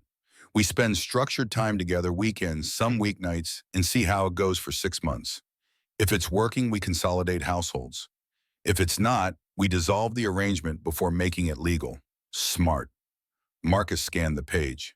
No commitment until we're sure Sophie's okay with this. Exactly. Elena's finger traced down to the next section. Finances remain separate except for shared expenses related to Sophie education, healthcare activities. I contribute proportionally based on income differential, but you maintain control over decisions regarding her care. I'm not comfortable with you paying for everything. I'm not asking you to be comfortable. I'm asking you to be practical. Her tone sharpened, then softened. Marcus, your salary is roughly $60,000 a year. Mine is substantially higher. If we're partners, we pool resources strategically. You bring expertise in financial analysis, emotional intelligence, parenting experience. I bring capital and professional connections. That's how partnerships work. The logic was sound even if it stung his pride. What about your parents? Elena's jaw tightened. We'll deal with them when necessary, but I need you to understand something. They will hate you. Not because of who you are, but because you represent everything they think I should have avoided. They'll say terrible things, make assumptions, try to break us apart.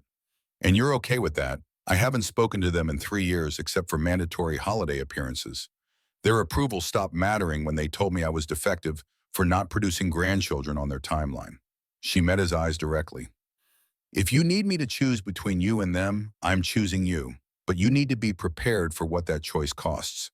They talked for 2 hours, covered everything from discipline, philosophy for Sophie, to what happens if either of them meets someone else from Division of Household Labor, to how they'd handle it if the arrangement genuinely failed. Elena had thought through scenarios Marcus hadn't considered backup plans for complications he hadn't imagined.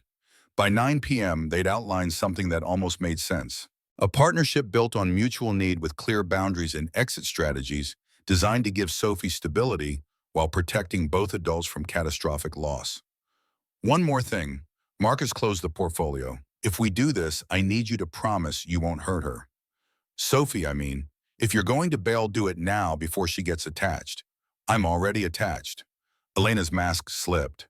I spent one afternoon with your daughter and I haven't stopped thinking about her. About teaching her watercolors, watching her draw, hearing her laugh. I want this to work, Marcus. Not just for practical reasons, because I genuinely want to be part of her life. The vulnerability in her voice decided it for him.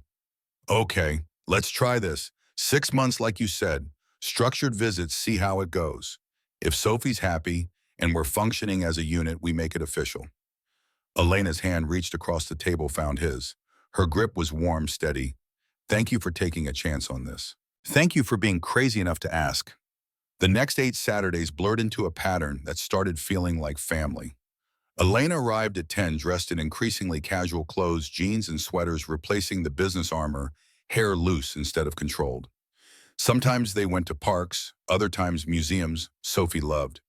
The aquarium where Sophie pressed her face against glass and named every fish. The science museum where Elena and Sophie built structures in the engineering exhibit, while Marcus watched them collaborate with growing ease. Ice skating at Boston Commons Frog Pond became Sophie's favorite. Elena couldn't skate, kept falling, clutching the wall like it was the only thing preventing death. Sophie found this hilarious, insisted on teaching her the way she'd taught drawing. Marcus and Sophie each took one of Elena's hands, pulling her around the rink while she wobbled and laughed and swore she was going to break something. When Elena finally managed 3 consecutive strides without falling, Sophie cheered like Elena had won Olympic gold. Elena's smile, pure joy, unguarded, made Marcus's heart skip in a way he hadn't felt in 6 years. After when Sophie ran ahead to the hot chocolate stand, Elena's gloved hand brushed his. Thank you for this, for letting me be part of it. Her breath emerged in white clouds. I haven't been this happy in longer than I can remember. Marcus looked at her, saw, past the CEO to the lonely woman underneath who just wanted to belong somewhere. Me either. Their hands stayed touching through winter gloves, barely contact at all. But it felt like a promise neither of them was ready to speak aloud. Another Saturday they attempted baking cookies. Elena admitted she'd never baked anything in her life. Her family had always employed a chef. Marcus walked her through the recipe Jennifer used to make the one printed on the chocolate chip bag. They measured ingredients wrong, forgot timers, ended up with cookies charred on edges and raw in the middle. Sophie thought it was the funniest thing she'd ever witnessed. Elena laughed until tears streamed down her face. Marcus ordered pizza and felt something shift in his chest, some wall he'd built crumbling, brick by brick. The evening Sophie got sick changed everything. Tuesday in early March. Marcus got the call from school. Sophie had a fever, needed to be picked up immediately. He left work early, brought her home, watched her temperature climb to 102. Small body curled on the couch, face flushed, complaining that everything hurt. He texted Elena without overthinking it. Sophie's sick, can't make Saturday. Her response came within minutes. I can come help. You don't have to do that. You have work. I'm the CEO. I can work from anywhere. I'll be there in 20 minutes. Marcus should have said no. This wasn't part of their arrangement. Elena wasn't obligated to play nurse to his sick kid, but he was exhausted, worried, and the thought of not handling this alone was too tempting to resist. Elena arrived with soup from a restaurant in Cambridge, Medicine, Sophie actually liked, and a stuffed animal Marcus hadn't asked her to bring. She sat with Sophie while Marcus tried to work from his laptop at the kitchen table, answering emails he couldn't focus on. At some point, Marcus looked up to find Sophie asleep on the couch, head in Elena's lap. Elena had her laptop balanced precariously on the arm, typing one-handed while the other stroked Sophie's hair. She glanced up, saw Marcus watching, smiled. Something inside Marcus broke open. Or maybe healed. He couldn't tell the difference anymore. That evening, after Sophie's fever broke and she was sleeping peacefully in her room, Marcus and Elena sat at his kitchen table with coffee. Neither of them drank. "Can I ask you something?" Elena's voice was quiet. "Sure." "Do you think about her when I'm here?" Your wife Marcus had known this question would come eventually. Didn't make it easier to answer. "Yes," Elena nodded, accepting. "Does it bother you that I'm here?" "Sometimes." Honesty felt important. "Sometimes I feel like I'm betraying her, like I'm trying to replace her." "You can't replace someone who was loved." Elena's hand covered his on the table. "Love doesn't work that way. My head knows that. My heart isn't always convinced." Elena was quiet for a moment, then spoke softly. "My mother died when I was 12. Car accident on Route 2 black ice. She went off the road, died instantly. Marcus hadn't known the details. I'm sorry, my father was devastated. For 3 years, he barely functioned. Then he met Catherine, my stepmother. I hated her at first. Screamed at my father that he was betraying my mother. Said horrible things to Catherine's face. What changed one night, I found Catherine crying in the kitchen. I asked why. She said, because I'll never be your mother, and I wish I could be. Not to replace her, no one could, but to love you the way she would have wanted." Elena's eyes were bright with unshed tears. "I realized Catherine wasn't trying to erase my mother. She was just trying to add new love to the space my mother left behind. That's what I'm trying to do here. I'm not trying to be Jennifer. I couldn't be even if I wanted to. I'm just trying to be part of your lives, if you'll let me." Marcus's throat was too tight to speak. He nodded instead. "I need you to know something." Elena's voice dropped lower. "This started as a practical arrangement, a transaction. But it's not that anymore, not for me. What is it? I'm falling in love with Sophie." She took a shaky breath. "And I think I'm falling in love with you too." The world seemed to stop. Marcus stared at her, this woman who'd walked into his life 2 months ago with an insane proposal, who'd met his daughter and baked terrible cookies and learned to ice skate, who'd somehow become essential. This wasn't supposed to happen. His voice came out raw. "I know. We were supposed to keep it practical, transactional." "I know, but I can't." Marcus's voice broke.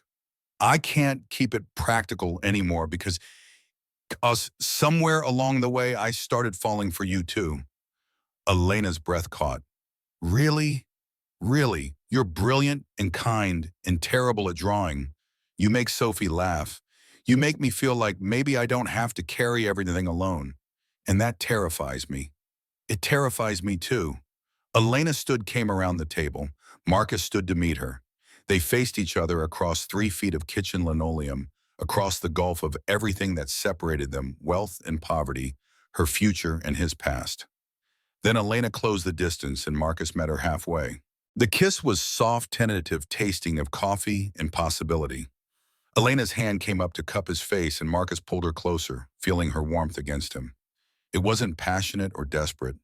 It was gentle, careful, the kiss of two people who'd been lonely too long and were terrified of breaking something precious. When they pulled apart, both were trembling. "What do we do now?" Elena whispered. "I don't know, but I'd like to find out." She rested her forehead against his. "Me too." 2 weeks later, Elena brought up meeting her parents. They were at Marcus's house, Sophie occupied with watercolor supplies Catherine had sent over as a gift. Marcus and Elena sat at the kitchen table, and he watched her steel herself for the conversation. "I think it's time you and Sophie met my parents." Marcus's stomach dropped. "Are you sure that's a good idea?" "No. But we can't avoid them forever. If this is going to work, really work, they need to know about you." "What have you told them? That I'm seeing someone? That it's serious?" Elena's jaw tightened. "I haven't mentioned Sophie yet." Warning bells clanged in Marcus's head.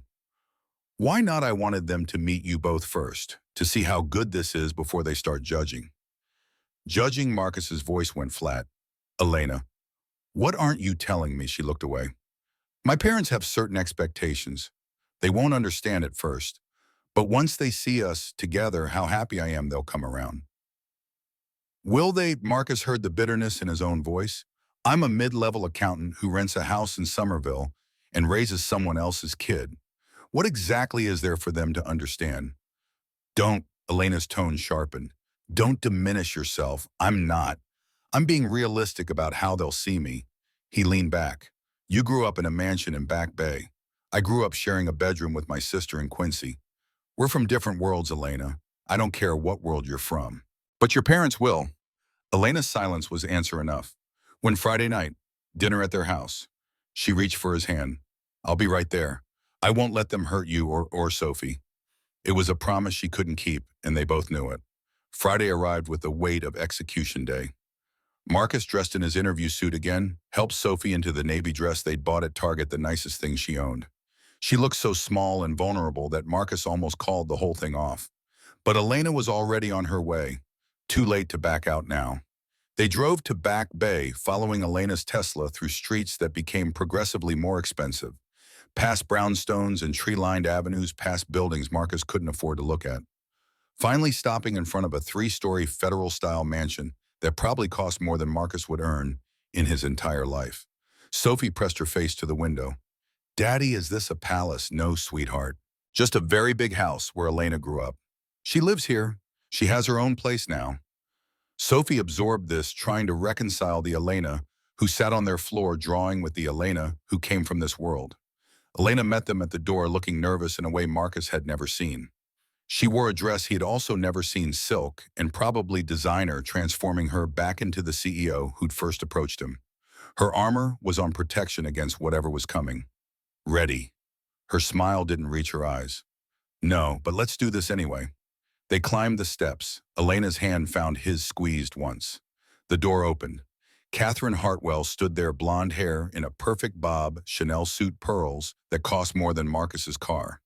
Her gaze swept over Marcus and Sophie with clinical precision, assessing, calculating, finding them wanting. Welcome, the word was ice. Please come in. Marcus took Sophie's hand and stepped into a world where they would never belong. The foyer swallowed them, white Carrera marble baccarat chandelier silence so complete it felt hostile.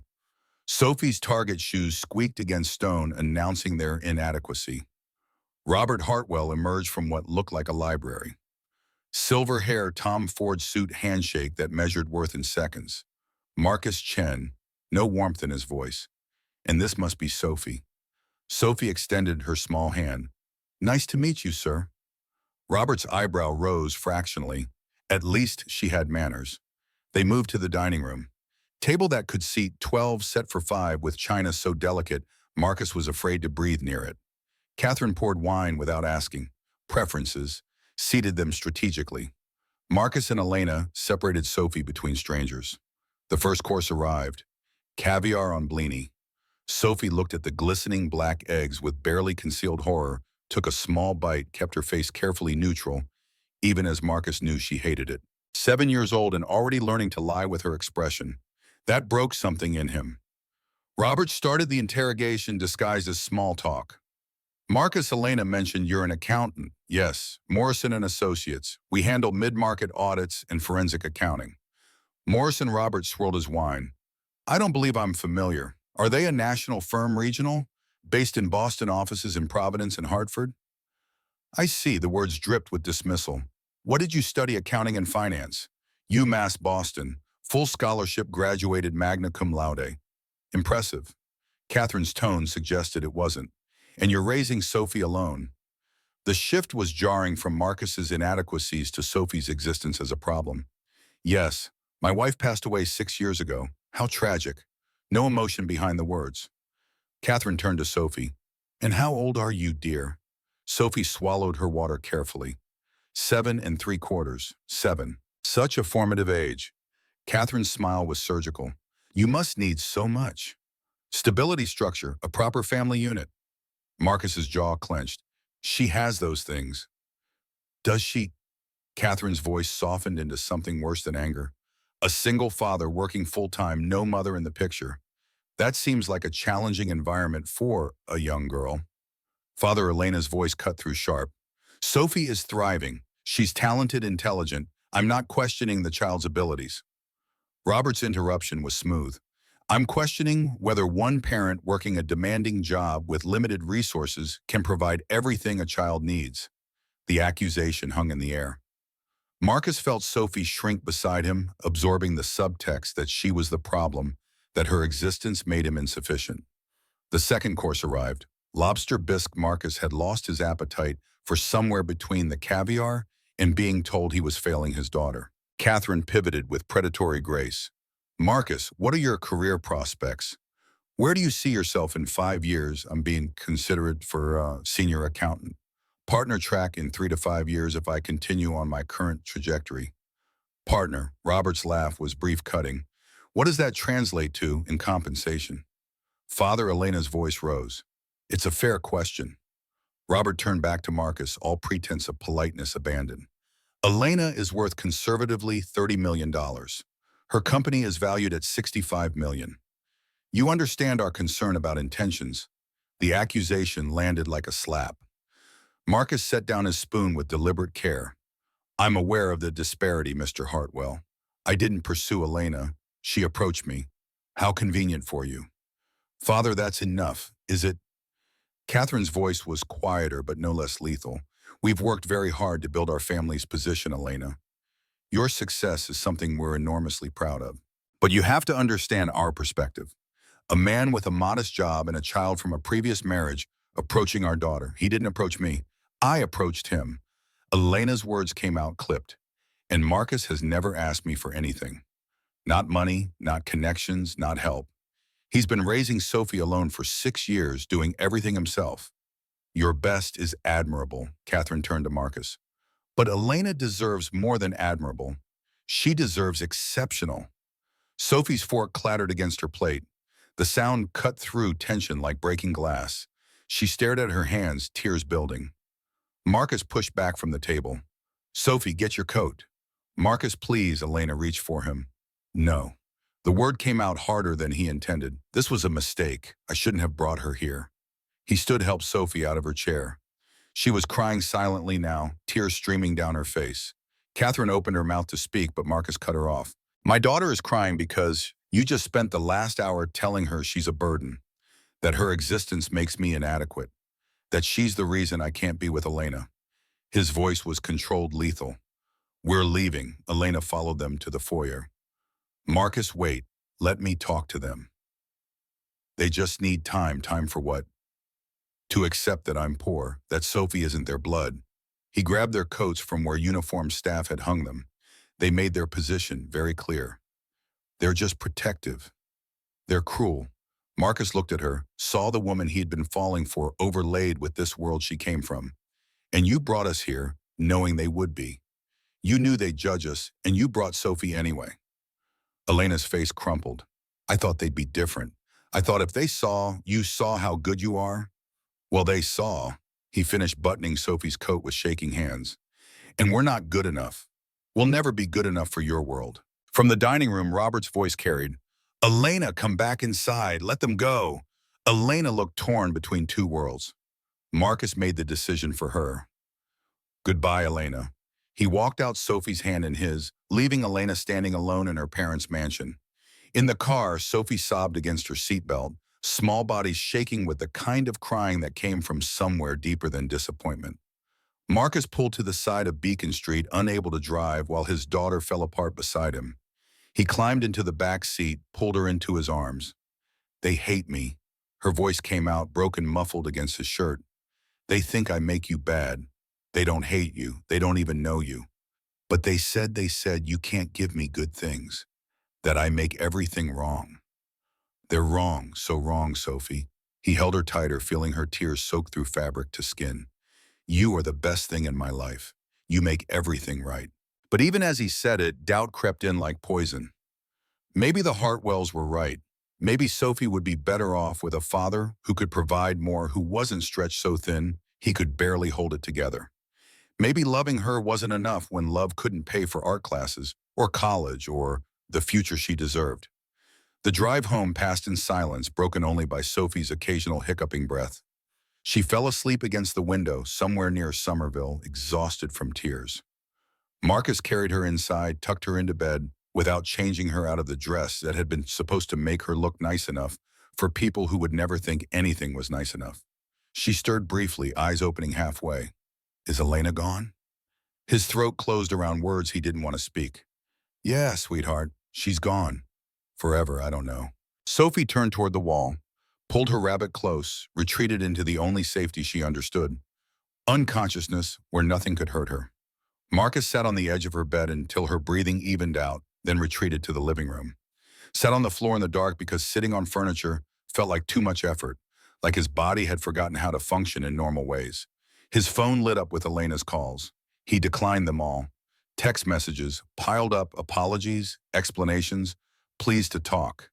He deleted them without reading past the first lines because reading meant processing, and processing meant feeling, and he couldn't feel anything right now except the weight of failure pressing down until he couldn't breathe. At 2 in the morning, still on the floor, his phone rang. Rachel, he answered because ignoring her only made her more persistent, and she had a key to his house and would show up in person if he didn't pick up. I've been calling for hours. What happened? Marcus told her every humiliating moment. Catherine's Ice Roberts interrogation, the systematic dismantling of his worth in front of his daughter. When he finished, Rachel was quiet for so long, he thought she'd hung up. Finally, in a voice that carried more anger than he'd heard from her in years, "You're an idiot." "Thanks. Really helpful. I'm serious, Marcus. You're being an idiot." Her lawyer voice emerged sharp and unforgiving. "Those people were horrible." "Agreed. They insulted you and Sophie. Absolutely unacceptable." "So you left." "Good. Necessary. Then why am I an idiot? Because you're not just running from them. You're running from Elena. You're using this as an excuse to bail on the relationship before you get hurt worse." Rachel's tone softened fractionally. "Marcus, when Jenny was dying, what did she make you promise?" His hands clenched around the phone. "I don't want to talk about Jennifer." "Too bad. What did she make you promise?" The memory surfaced unwillingly. Jennifer in the hospital bed, tubes and monitors, and the smell that meant death was close, taking his hand with what little strength remained, making him swear. "She made me promise to be happy." His voice cracked. "To not let her death make me afraid to live. And what are you doing right now?" "That's different." "Is it? You found someone who loves you, who loves Sophie? The first time it got hard, you ran." Rachel's voice turned fierce. "You think Jenny would want this? You think she'd want you teaching Sophie that when things get tough, you quit? I'm protecting Sophie. You're protecting her. You're protecting yourself. Sophie doesn't need you to shield her from rejection. She needs you to show her how to stand up to it, how to fight for what matters." She paused, let the words land. "You think honoring Jenny means staying miserable? You're wrong. Honoring her means being brave enough to choose happiness, like she did fighting for every day she had left with you." After Rachel hung up, Marcus sat in the silence of his house. Around him, evidence of the life he'd built alone, Sophie's drawings on walls, Jennifer's photo on the mantel furniture, bought secondhand but kept carefully maintained. A small life, a controlled life, safe, except it wasn't enough anymore. Sophie needed more than safety. She needed someone to fight for her, to show her that rejection didn't define worth, that other people's judgment didn't determine value. He pulled out his phone, scrolled through Elena's messages. The first few were apologetic, then confused, then hurt. The last one sent an hour ago, "I understand if you don't want to see me again. But please don't punish Sophie for my parents' mistakes. She deserves better than losing someone else she loves." Marcus stared at the words until they blurred. Sophie had lost her mother at 14 months old. Now she'd lost Elena because Marcus was too proud and too scared to fight for them. Rachel was right. He was teaching his daughter the wrong lesson entirely. Morning came with exhausted clarity. Marcus found Sophie already awake, sitting at the kitchen table without breakfast, her sketchbook open, but blank. She didn't look up when he entered. "Sophie, sweetheart, I need to talk to you." She stayed quiet, small shoulders hunched defensively. Marcus sat across from her, choosing words carefully. "I made a big mistake last night. When those people said mean things, I ran away. I thought I was protecting you." Sophie's eyes remained fixed on the empty page. "But running away taught you the wrong lesson. It taught you that when things get hard, we give up. That when people say we're not good enough, we believe them." He reached across the table, waited until she looked at him. "That's not what I want you to learn." Sophie's voice came out small, wounded. What should I learn that being good enough isn't about money or big houses? It's about being kind and honest and loving. His voice steadied. And Sophie, you are all those things. You're smart and talented and compassionate. You're everything I could want in a daughter. Anyone who can't see that is wrong. What about Elena's parents? They're wrong. They don't know you. They saw you for an hour and made judgments based on things that don't matter. Marcus squeezed her hand, but we can't let them win by believing what they said. Sophie processed this with 7-year-old logic that cut through adult complications. So we should show them they're wrong. Do you want to, even if it's hard, even if they keep being mean? Her chin lifted, showing the stubborn determination she'd inherited from Jennifer. Yes, I want Elena back. I don't care about her mean parents. Marcus felt something crack open in his chest. His daughter was braver than he was. Then we'll fight for her, together. Promise, I promise. The words hung between them like a covenant. Sophie's hand found his across the table, small fingers wrapping around his thumb, the way they had when she was a toddler, learning to walk, trusting him to keep her steady while she figured out balance. Marcus called Elena that afternoon after he dropped Sophie at school and sat in the parking lot gathering courage like armor. She answered on the first ring, voice raw. Marcus, can we meet just the two of us? I need to talk to you. Yes. Where your office? I don't want Sophie to see us until we figure this out. 30 minutes later, Marcus stood in the lobby of Technova Solutions, feeling profoundly out of place among glass and chrome and people in expensive suits.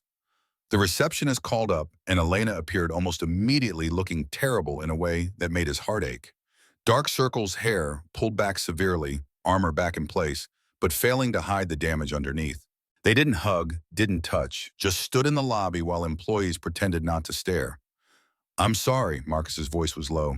I shouldn't have left like that. I was angry, but I took it out on you. Elena's composure cracked. They were horrible. I knew they might be judgmental, but I didn't think I never imagined they'd be that cruel to Sophie. They're your parents. You wanted them to accept us. I wanted them to see what I see. Elena's eyes filled. That you're a good man. That Sophie is wonderful. That we could be a family. Her voice broke. I told them off after you left.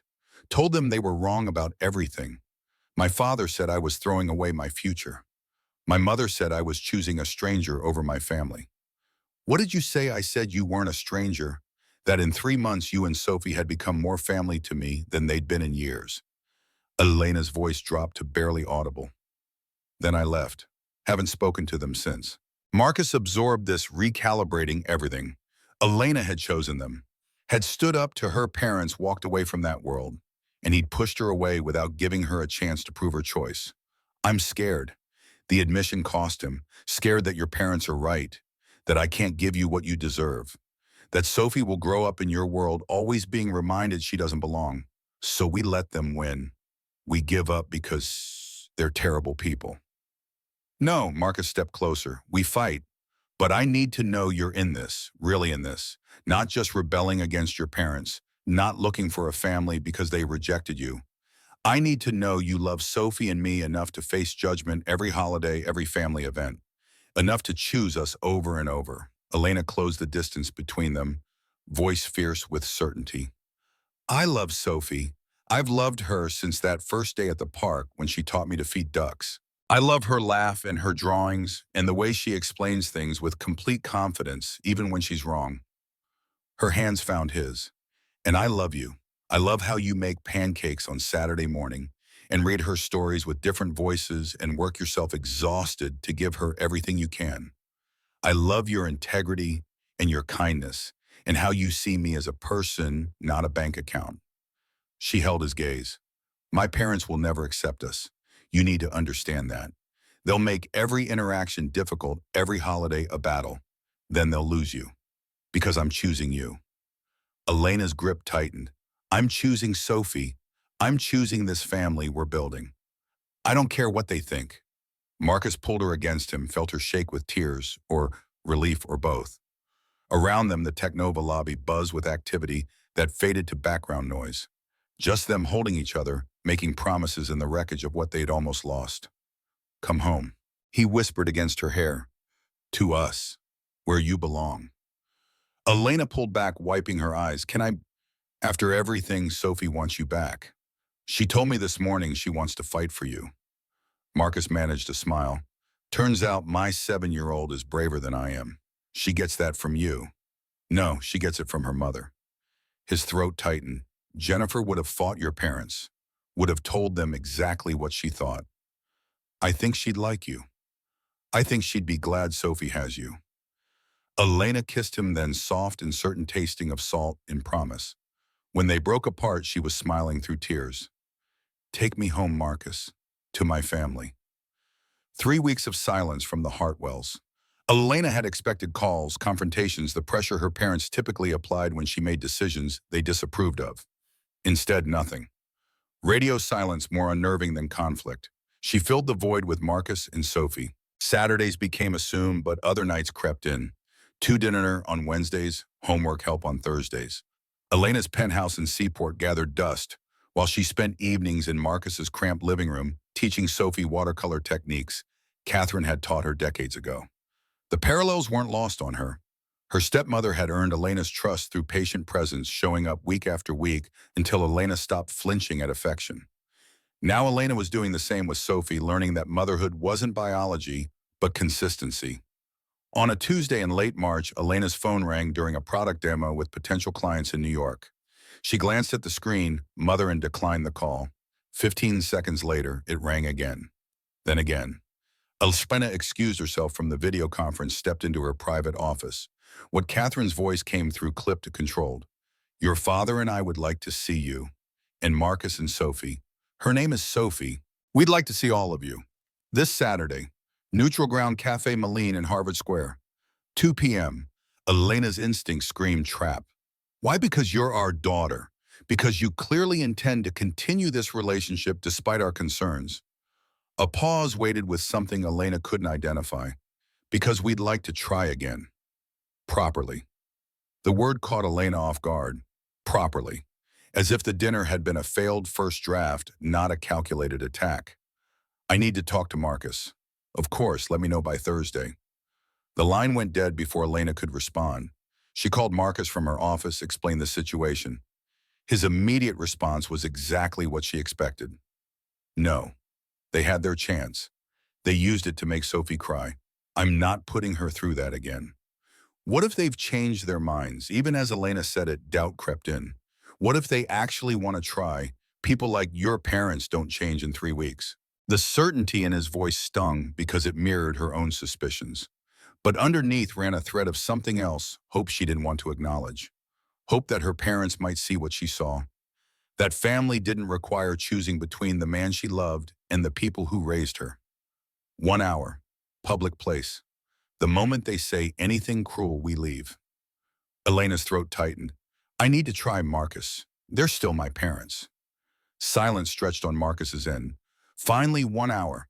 But I'm asking Sophie first. If she doesn't want to go, we don't go. Sophie surprised them both. When Marcus explained the situation that evening, carefully emphasizing it was her choice, Sophie's response was immediate. Can we go? You don't have to, sweetheart. After what they said, I know. Sophie set down her colored pencil, met her father's eyes with disturbing maturity. But you said we should show them they're wrong. We can't do that if we never see them. Marcus looked at Elena, who'd stayed for dinner, and was now witnessing his daughter be braver than both adults combined. You're sure? Yes. Besides, Elena will be there. And you? Sophie's voice carried absolute trust. I'm not scared if you're both there. Saturday arrived with the inevitability of Judgment Day. Marcus wore his interview suit again, the armor he'd worn to both disasters. Elena wore designer jeans and a silk blouse, compromised between her world and his. Sophie had picked her own outfit, purple dress, with leggings, the purple coat she loved. Battle gear in 7-year-old form. They drove separately to Harvard Square, meeting outside Cafe Malene. The cafe was aggressively neutral, exposed brick, reclaimed wood tables, the kind of place where professors graded papers while students pretended to study.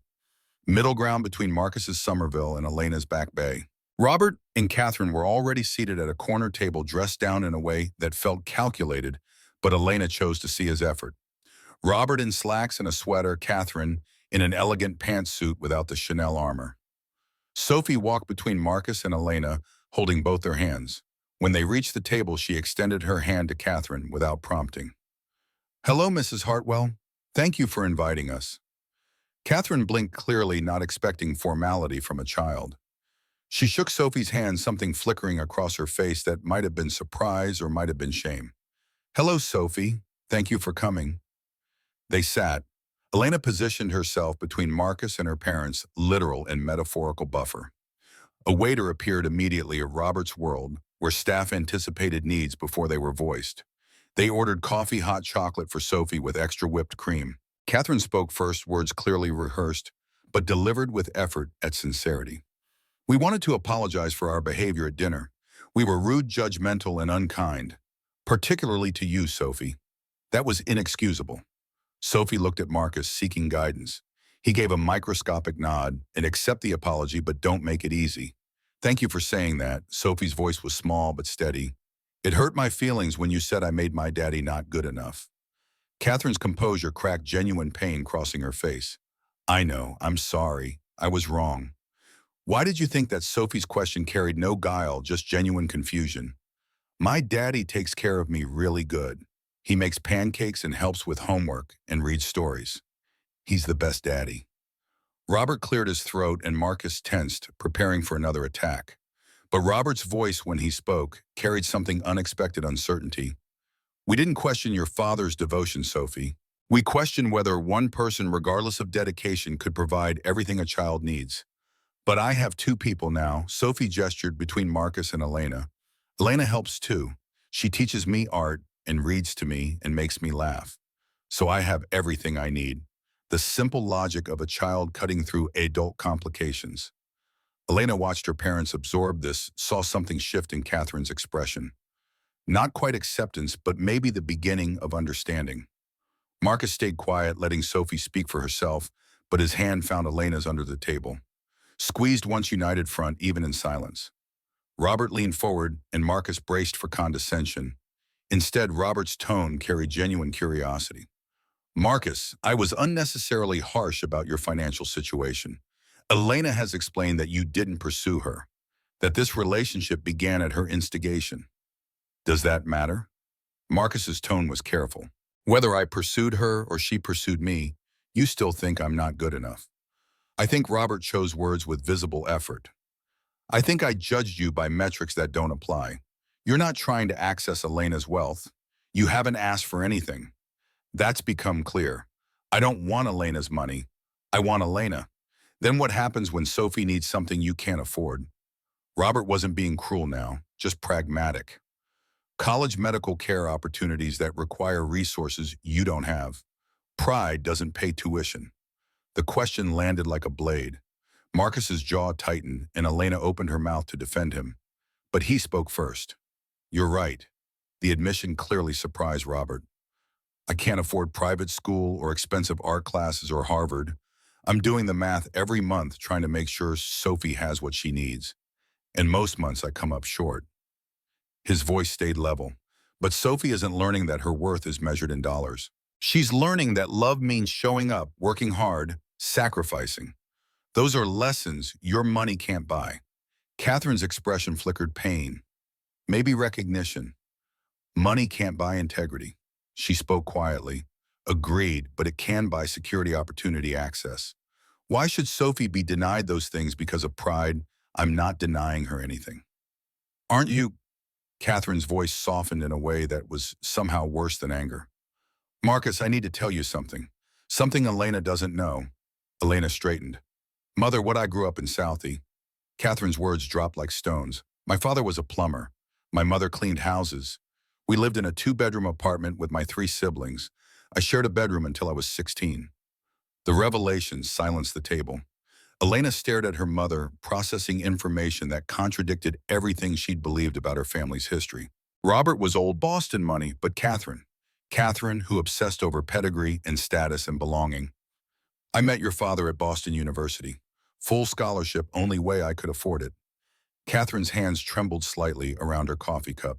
His family hated me, called me a gold digger, trailer trash trying to social climb. It took 10 years for them to accept me. 10 years of proving I belonged, that I wasn't using Robert, that I was good enough for their precious son. She looked directly at Marcus. When I saw you and Sophie at that dinner, I saw my younger self. And I became the people I spent years hating the people who told me I wasn't enough. Marcus absorbed this understanding, shifting. Catherine's cruelty hadn't come from inherent snobbery, but from trauma. She'd fought so hard to belong that she couldn't tolerate anyone threatening that belonging, including her daughter, choosing someone from the world Catherine had escaped. I'm sorry, Catherine's voice broke. I'm so sorry I did to you what was done to me. I'm sorry I made Sophie feel unwanted. I was wrong about everything. Sophie's hand found Catherine's across the table, the gesture instinctive, compassionate beyond her years. It's okay. My daddy says everybody makes mistakes. The important thing is fixing them. Catherine looked at this child she'd insulted, offering forgiveness without hesitation. Tears spilled over. You're very wise, Sophie. I know. Sophie's matter-of-fact response broke the tension. My teacher says I'm advanced for my grade. The moment of lightness snapped the cable of tension that had been strangling them all. Robert smiled, genuine, not corporate. What's your favorite subject? Sophie launched into an explanation of art class, showing Robert drawings she'd brought in her backpack just in case. He examined them with focus that surprised Elena, asking questions about technique and inspiration that Sophie answered with increasing enthusiasm. Catherine and Elena stepped away to the counter ostensibly for more coffee. Catherine touched her daughter's arm. I owe you an apology too. I've spent your whole life pushing you toward men I thought were suitable. Men from the right families, right schools, right circles. I never asked what you wanted. I wanted to be seen as more than a uterus and a trust fund. I know, Catherine's voice dropped, and Marcus sees you that way. So does Sophie, she paused. I watched how you are with her, how patient, how present. You're natural at this, Elena. You're going to be a wonderful mother. The words hit harder than they should have. Elena had spent years believing she'd failed at motherhood before even starting, because her body didn't cooperate. Hearing her mother, her complicated, damaged, difficult mother, say she'd be good at it anyway, cracked something open. I'm scared. The admission came out raw. What if I mess it up? What if Sophie realizes I'm not her real mother and resents me? You won't mess it up. Catherine's hand covered Elena's. And you are her real mother. Real is about showing up, not biology. My stepmother taught me that. Now I'm teaching you. They returned to the table where Robert was explaining venture capital to Sophie, who was listening with more politeness than comprehension. Marcus looked up at Elena, question in his eyes. Are we okay? She nodded. Not perfect, not fixed, but okay. A beginning.